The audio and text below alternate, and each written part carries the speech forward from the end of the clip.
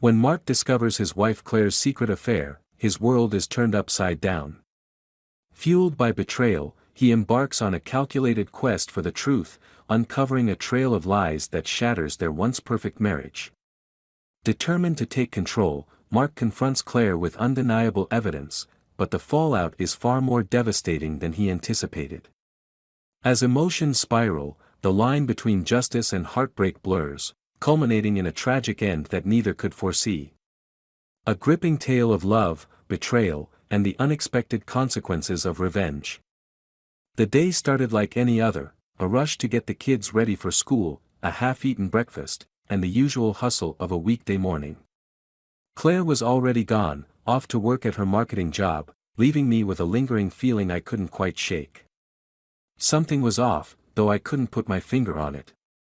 Maybe it was her distant tone over dinner the night before or the subtle change in her routines that had been gnawing at me for weeks. Whatever it was, it left a bitter taste in my mouth as I drove the kids to school. Later that morning, as I sifted through some paperwork, I stumbled upon something unexpected. A pile of bank statements, tucked away in the drawer we rarely opened, caught my attention. It wasn't unusual for Claire to keep financial records separate. After all, her inheritance was hers to manage, but curiosity got the better of me. One statement stood out, a recent withdrawal of $3,000 from her private account. A note scribbled on the margin read, "Jewelry store, replacement." I frowned. Claire had never mentioned losing or replacing any jewelry. My heart sank as I recalled her call from the hotel last month, her voice hurried and her story about a stolen purse overly rehearsed. Was this connected? If so, why hadn't she told me? A lump formed in my throat as I wrestled with the implications. Determined to find answers, I dialed the jewelry store listed on the statement. A polite woman answered, confirming the purchase. Yes, I remember that transaction. She was replacing her wedding and engagement rings. Said they'd been stolen. Is there an issue with the setting? I barely heard the rest of her words. My mind reeled. Stolen rings. That's something Claire would have told me, should have told me. Instead, she kept it secret. I thanked the woman and hung up, my hands trembling as the weight of realization sank in. This wasn't just about rings. This was about lies. That evening, I watched Claire closely during dinner. She was animated, recounting a story from her day, but all I could focus on was the way she avoided my eyes. Every laugh, every gesture seemed calculated. I tried to act normal, hiding the turmoil churning inside me. If she suspected my doubts, she didn't show it. Days turned into weeks, and my suspicions deepened. Her late-night work meetings, the trips she claimed were for conferences, everything took on a new, sinister light. I started keeping track, piecing together patterns and inconsistencies. The puzzle was maddening, but I couldn't let it go. The breakthrough came on a Saturday morning when I found her phone charging on the counter. Claire was out running errands, and the kids were in the backyard. My hands hovered over the device. I had never gone through her phone before, it felt like a breach of trust, but trust had already been shattered. I opened her messages, scrolling past mundane conversations with coworkers and friends until I found a thread with someone labeled simply as M. The texts were casual at first, peppered with inside jokes and emojis. But as I scrolled further, the tone shifted. Last night was incredible. I can't wait to see you again, one message read. My stomach churned. Another said, I wish we didn't have to sneak around like this. The evidence was undeniable. Claire was having an affair. I stared at the screen, my mind racing. Anger, betrayal, and heartbreak collided in a storm of emotion. For a moment, I couldn't breathe. This wasn't just a mistake or a misunderstanding. This was deliberate, calculated deceit. When Claire returned home later that day, I couldn't look at her without imagining her with him. Every smile, every touch felt like a lie. I wanted to confront her, to demand answers, but I held back. Not yet. I needed more than suspicion and fragmented texts. I needed the full truth. That night, while she slept soundly beside me, I made my decision. If Claire thought she could play me for a fool, she was wrong. I would uncover everything, and when I did, she would regret every lie, every betrayal. The game had changed, and this time, I was the one in control. The next morning, I woke up with a sense of purpose. I wasn't a man prone to dramatics, but Claire's betrayal had flipped a switch in me. I wasn't going to sit back and let her disrespect me while pretending everything was normal. I needed proof, more than just a few texts or a suspicious bank statement. If I was going to confront her, I wanted to make it impossible for her to deny the truth. Claire left for work as usual, her cheery demeanor making my skin crawl. I watched her kiss the kids goodbye and walk out the door without a hint of guilt on her face. As soon as her car disappeared down the street, I sprang into action. I had a plan. First, I installed a tracking app on her phone. It wasn't difficult, Claire wasn't exactly tech-savvy, and I knew her passwords. The app would run silently in the background, feeding me information about her location and phone activity. It felt invasive, but I reminded myself that her lies had made this necessary. Next, I went through her recent credit card statements. As I expected, there were charges that didn't add up. Hotel stays in cities where she supposedly had conferences, dinners at upscale restaurants, and purchases at boutiques I'd never heard her mention. Every line item felt like a slap in the face, but it also fueled my resolve. Over the next week, the tracker confirmed my suspicions. Claire's late nights at the office frequently ended at a boutique hotel downtown. The app even showed me her texts in real time. She messaged M often, their conversations filled with flirtation and plans to meet. The evidence was piling up, and with every discovery, my anger burned hotter. By Friday, I had enough. But I wasn't ready to confront her yet. I wanted to see her face when her lies crumbled under the weight of the truth. That night, as we sat together watching a movie, I couldn't help but study her. She seemed so at ease, laughing at the jokes on screen and leaning against me as though nothing was wrong. How could she sit here, pretending to be my wife, when she was actively betraying me? The following evening, I decided to follow her. She claimed she had a team dinner, but I already knew the truth. I waited until she left, then grabbed my keys and trailed her car at a safe distance. My heart pounded as I watched her turn into the parking lot of the same hotel the tracker had flagged earlier. I parked down the street, my hands gripping the steering wheel so tightly my knuckles turned white. Through the glass doors of the hotel lobby, I saw her greet a man. He was tall, well-dressed, and confident, the kind of guy who looked like he thought he owned the world. She smiled at him in a way she hadn't smiled at me in years. They embraced briefly before disappearing into the elevator together. I sat there for what felt like hours, the image of their embrace seared into my mind. This was it. This was the proof I needed. But instead of storming into the hotel and causing a scene, I drove home. I wanted to confront her on my terms, in my space, where she couldn't escape or deflect. The next day, I began preparing for what would come next. I gathered every piece of evidence, screenshots of her texts, records of her hotel visits, and a log of her location data. I even printed copies of her credit card statements. It was a small mountain of betrayal, neatly organized and undeniable. But I didn't stop there. I also met with a lawyer to discuss my options. If this was the end of my marriage, I wanted to ensure that I came out of it with my dignity, and custody of the kids. Claire's actions had already proven she wasn't the partner I thought she was. I wasn't about to let her drag me down any further. That evening, Claire came home as if nothing had happened. She kissed me on the cheek and asked how my day was. I played along, keeping my expression neutral. Inside, I was boiling, but I knew the time wasn't right. Soon, though. Very soon. As I lay in bed that night, staring at the ceiling, I felt a strange sense of calm. The storm was coming, but I was ready for it. Claire thought she had the upper hand, but she had no idea what was about to hit her. For the first time in weeks, I slept peacefully, knowing that justice was within reach. The morning came with an eerie sense of normalcy. Claire woke up first, bustling about the kitchen while the kids prepared for school. She kissed me goodbye as she left for work, her perfume lingering in the air, the same scent she'd likely wear for him. It used to be a comforting smell, but now it only reminded me of her deceit. I sat at the dining table long after the kids had gone, staring at the folder containing all the evidence I had gathered. I knew today was the day.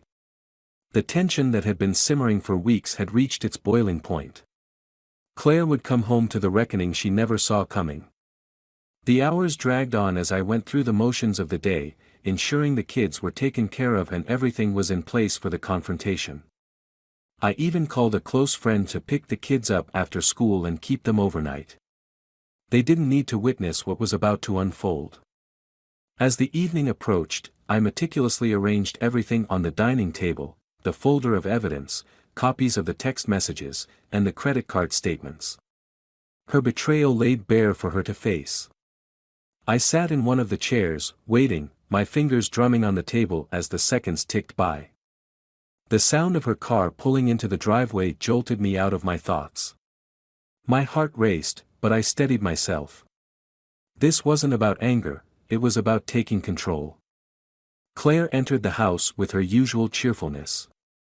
"Hey, honey," she said, setting her bag on the counter. "Dinner smells great. Did you cook?" I didn't answer. Instead, I gestured for her to sit at the table. "We need to talk." She hesitated, sensing the gravity of my tone. "Okay," she said cautiously, taking the seat across from me. I slid the folder toward her. "Open it." Her confusion was apparent as she flipped open the cover. The moment her eyes scanned the first page, her face drained of color. "What is this?" she stammered, though she already knew. "You tell me," I said, my voice steady but firm. Claire flipped through the documents, her breathing quickening with each page. The credit card statements, the hotel receipts, the printed texts, all of it was there. By the time she reached the screenshots of her location data, she was visibly trembling. "Mark, she began, but I cut her off. Don't even try to explain," I said. "I've given you every opportunity to come clean, and you chose to keep lying. So don't insult me by pretending you're sorry now." Tears welled in her eyes, but they did nothing to soften my resolve. "It's not what you think," she whispered, her voice barely audible. "Not what I think," I said, leaning forward. "Claire, I followed you to that hotel. I saw you meet him. I know everything. So stop pretending there's some other explanation." She broke down, her sobs filling the room. "I made a mistake," she said, her words choked with emotion. "I was lonely, and things between us haven't been the same. I didn't know how to fix it." "Lonely?" I repeated, my voice rising for the first time. "We have 2 kids, a home, a life we built together. And instead of talking to me, you chose to throw it all away for what? A cheap thrill?" She buried her face in her hands, but I didn't stop. "Do you have any idea what you've done? To me? To our family? Or were you too busy sneaking around to think about the consequences?" Her sobs turned into quiet weeping, and for a moment, the only sound in the room was her muffled cries. I leaned back in my chair, the weight of the confrontation settling over me. "I've already spoken to a lawyer," I said finally, my voice cold. "I'm filing for divorce. I've also secured custody arrangements for the kids. You'll have visitation, but you won't disrupt their lives any more than you already have." Claire's head shot up, her tear-streaked face filled with panic. "Mark, please," she begged. "Don't do this. I'll end it. I'll do whatever it takes to fix this. Just give me a chance." I shook my head, unmoved. You don't get it, do you? This isn't something you can fix with promises or apologies. You destroyed my trust, Claire. You destroyed our marriage. She reached across the table, her hands trembling. Please, Mark. I love you. I'll go to counseling, I'll quit my job, anything you want. Just don't give up on us. I stared at her, the woman I had once loved with everything I had. But now, all I saw was a stranger, a woman who had taken my love and twisted it into something unrecognizable. This isn't about giving up, I said, standing. It's about letting go. I deserve better, and so do the kids. Claire collapsed onto the table, her sobs echoing through the house as I walked away. My heart ached, but I knew I was doing the right thing. Sometimes, the only way to heal is to leave the wounds behind. Upstairs, I packed a bag for the night. My friend had agreed to let me stay at their place while Claire processed everything. As I stepped out the door, I felt a strange sense of relief. The storm had passed, and though the road ahead would be difficult, I knew I was finally free. The days following our confrontation passed in a blur. Claire vacillated between begging for forgiveness and angry outbursts, blaming me for the state of our marriage. I felt nothing but a hollow ache where my love for her used to be. Divorce papers were filed, and I began the process of moving out. It wasn't easy, but it felt like the only way forward. The kids, thankfully, were shielded from most of the fallout. They stayed with Claire while I worked to find a new place. I wanted to explain things to them, but how do you tell your children their mother broke the family apart? I decided to wait until things settled down, hoping the right moment would come. One late afternoon, about 3 weeks after the confrontation, I received a call from Claire. Her voice was strained, trembling. Mark, she said, her words barely a whisper. Can you come over? We need to talk. I hesitated, the memory of our last conversation still raw. But something in her tone made me relent. I'll be there in 20 minutes. When I arrived, the house was eerily quiet. The kids weren't home, they were staying with Claire's sister for the weekend. The curtains were drawn, and the living room was dimly lit. Claire sat on the couch, her eyes red and swollen, a half-empty bottle of wine on the coffee table. I wanted to say I'm sorry, she said, her voice shaking. For everything. I nodded, unsure of what to say. I've heard your apologies, Claire. I know, she said, her voice cracking. But I need you to really hear me this time. I messed up. I ruined everything. And now? I don't know how to fix it. You can't fix it, I said, keeping my voice steady. But you can move forward. You can be a better person for the kids. Tears streamed down her face as she reached for my hand. I don't know if I can do that without you. I pulled my hand away, the pain in her eyes almost too much to bear. Claire, you need to find your strength. You owe it to yourself, and to them. She nodded silently, wiping her tears. I need some air, she muttered, standing and walking toward the front door. I watched her leave, her silhouette framed against the fading light. Something about the way she moved felt off, but I brushed it aside. Minutes passed. Then 10. Then 15. I started to worry. Stepping outside, I called her name, but there was no response. I walked around the property, my unease growing with each passing second.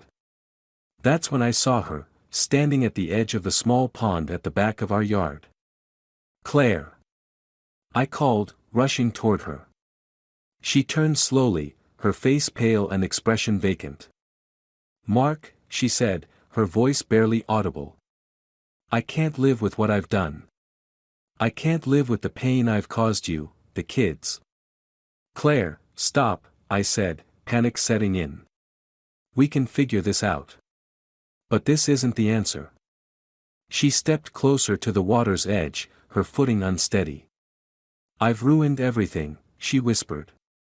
There's nothing left. I reached out, my heart pounding. Claire, don't do this. The kids need you. I need you to be there for them. Tears streamed down her face as she looked at me, a flicker of something, hope, regret, despair, crossing her expression. But before I could grab her, she lost her balance, slipping into the dark, cold water. I dove in without hesitation, the icy shock stealing my breath as I frantically searched for her. The pond was deeper than it appeared, and visibility was near zero. My hands groped desperately, finally finding her arm. With all my strength, I pulled her to the surface and dragged her to the shore. She wasn't breathing. Claire! I shouted, shaking her, my voice cracking with fear. I started CPR, my training from years ago kicking in automatically. Come on, Claire. Breathe. Minutes felt like hours as I worked to revive her, but there was no response. When the paramedics arrived, they took over, their faces grim. I stood frozen, soaked and trembling, as they worked tirelessly. But when one of them finally shook his head, my knees buckled. She was gone. The funeral was a quiet, somber affair. The kids didn't fully understand, and I struggled to find the words to explain. The guilt weighed heavy on me. Could I have done more? Could I have stopped her sooner? Every moment replayed in my mind, a cruel reminder of how quickly everything had spiraled out of control. In the end, Claire's tragedy became a cautionary tale for me, a haunting reminder of the fragility of love and the devastating consequences of betrayal. She left behind more than just memories, she left questions that would never be answered, wounds that might never heal. As I sat by the pond weeks later, staring at the still water, I realized there were no winners in this story. Only loss. Only regret. Only the echoes of what could have been.